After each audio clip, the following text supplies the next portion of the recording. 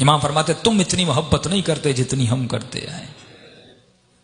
افریقہ کا ایک قافلہ، پنجاب کی فیملی، جب یہ صدام ملعون گیا تو امام کی زیارت کے لیے گئے۔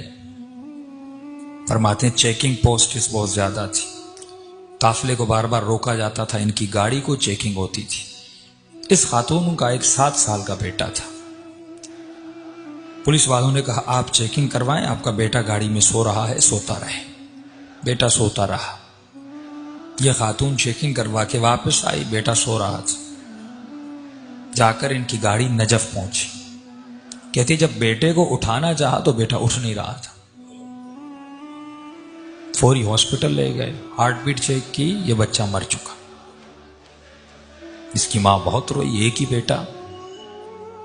جنازہ ہوا، نماز ہوئی، اس کو جا کر وادی السلام میں دفن کر دیا۔ اب گھر والوں نے اس کی ماں کو کہا بھائی چلو مولا علی کی زیارت کو، کہا میں نہیں جاؤں گی، میرا بیٹا چھن گیا۔ ہوتا ہے نا، کبھی زیارت پہ جائیں، جن کے بچے سخت ہو جاتے ہیں، مر جاتے ہیں، ناراض ہو جاتے ہیں اہل بیت سے، چھن لیا۔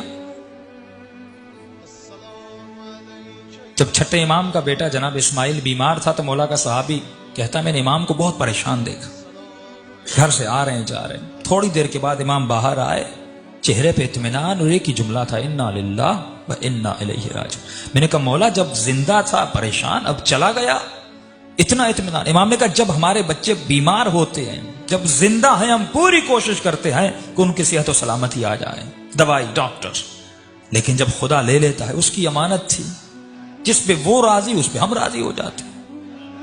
پھر ہم پریشانی زبزبا اس کا شکار نہیں ہوتے۔ یہ خاتون مولا علی کی زیارت پہ نہیں گئی، کہا میرا بیٹا امام نے چھین لیا، میں نہیں جاؤں گی۔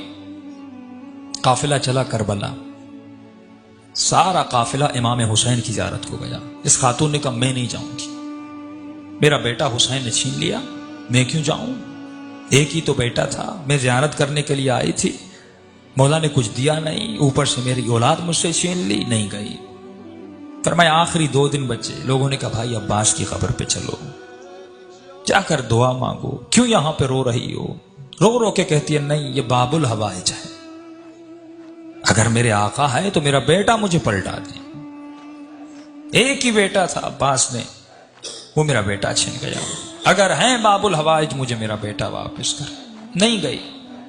کہ آخری دن کچھ ہی گھنٹے بچے، ماں نے کہا بیٹی تھوڑی دیر کے لیے چلو، بے ادبی ہے، بے احترامی ہے، کربلا آئی ہو زیارت کے لیے، ایک بیٹا چھینا دوسرا دے دیں گے، انہی کی امانت تھی، انہوں نے لے لیا واپس۔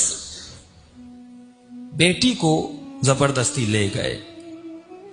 یہ کہتی ہے جیسے میں عباس کی قبر کے کنارے پہ گئی، رو رہی تھی، مولا کی قبر کو دیکھ رہی تھی، اور دلی دل میں یا باب الحوائج یا باب الحوائج۔ کہتی ایک مرتبہ میں نے دیکھا ایک 7 سال کا بچہ اماں اماں کر کے دوڑتا ہوا آ رہا۔ کہتی میں پریشان ہو گئی، کہیں شدت غم کی وجہ سے کہ یہ کیفیت تو طاری نہیں ہوگی اپنے بیٹے کو دیکھ رہے، کہ نہیں آ کے مجھے لپٹا۔ پھر میرے ساتھ جو خواتین تھی انہوں نے دیکھا، ہاتھوں کو چیک کیا، بالکل بیٹا سالم تھا، سب پریشان۔ بچہ رو رہا تھا۔ بچے سے پوچھنے لگا بھائی کہاں تھے، کہاں سے آ رہے ہو؟ کہا میں گاڑی میں سو رہا تھا، جب آنکھ کھلی تو میں نے خود کو لوگوں کی بھیڑ میں پایا، میں رو رو کے اماں اماں کر کے رو رہا تھا۔ چھوٹا سا بچہ، 7 سال کا معصوم بچہ۔ کہتے روتے روتے میں نے دور سے دیکھا ایک گھوڑے سوار ہے، اس کے ساتھ ایک جوان ہے، وہ دونوں آ رہے ہیں۔ مجھ سے پوچھا بیٹے کس کی تلاش میں ہو؟ کہا میری اماں گم ہو گئی۔ اس گھوڑے سوار نے مجھے کہا کہ بیٹے تو گھوڑے پہ سوار ہو جا۔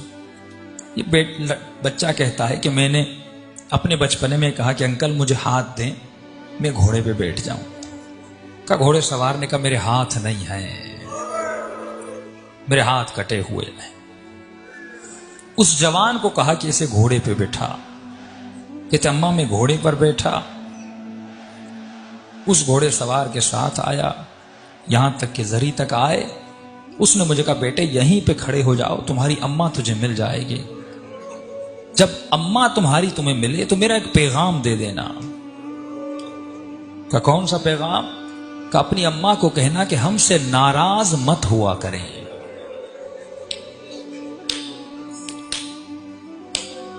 ہم تھوڑی تھوڑی باتوں کے لیے دنیا کی وجہ سے جب اہل بیت کا دل دکھاتے ہیں. یہ معجزہ وادی السلام میں سب تھا. فرماتے پھر وادی السلام کے قبر کو کھودا، کفن تھا، سب کچھ تھا، لیکن لڑکا وہاں پہ موجود نہیں تھا.